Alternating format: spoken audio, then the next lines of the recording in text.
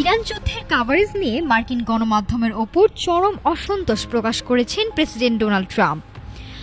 যুদ্ধের ময়দানে ইরান ভালো অবস্থানে আছে এমন সংবাদ প্রচারকে ভার্চুয়াল বিশ্বাসঘাতকতা বলে মন্তব্য করেছেন তিনি।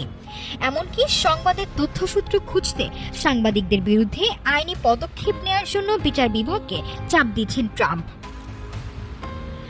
রণাঙ্গনের যুদ্ধের পাশাপাশি এবার নিজ দেশের সংবাদ মাধ্যমের বিরুদ্ধেও যুদ্ধ ঘোষণা করলেন মার্কিন প্রেসিডেন্ট ডোনাল্ড ট্রাম্প।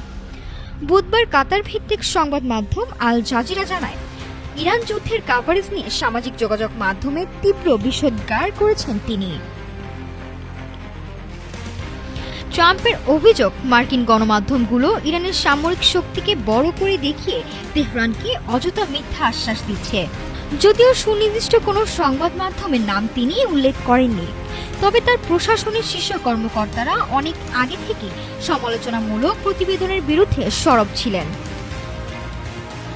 সংকট কেবল মৌখিক যুদ্ধে সীমাবদ্ধ নেই। সিএনএন নিউজের এক প্রতিবেদনে দাবি করা হয়েছে, যুদ্ধ সংক্রান্ত গোপন তথ্যের উৎস বা সোর্স খুঁজে বের করতে সাংবাদিকদের বিরুদ্ধে সনদ জারির জন্য বিচার বিভাগকে ব্যক্তিগতভাবে চাপ দিচ্ছেন ট্রাম্প। অর্থাৎ তথ্যের উৎস প্রকাশে সাংবাদিকদের বাধ্য করতে চায় হোয়াইট হাউস। বিশ্লেষকরা বলছেন, যুদ্ধের সময় গণমাধ্যমের উপর এমন চাপ সংবাদপত্রের স্বাধীনতার ওপর বড় আঘাত। একদিকে ট্রাম্প যখন বেইজিং সফরে গিয়ে বড় রাজনৈতিক চাল চালছেন, ঠিক সেই মুহূর্তেই দেশের ভেতরে গণমাধ্যমের সাথে তার এই সংঘাত যুক্তরাষ্ট্রকে এক নতুন আইনি ও রাজনৈতিক লড়াইয়ের দিকে ঠেলে দিচ্ছে। নাফিসা সামিয়া, ঢাকা টুডে।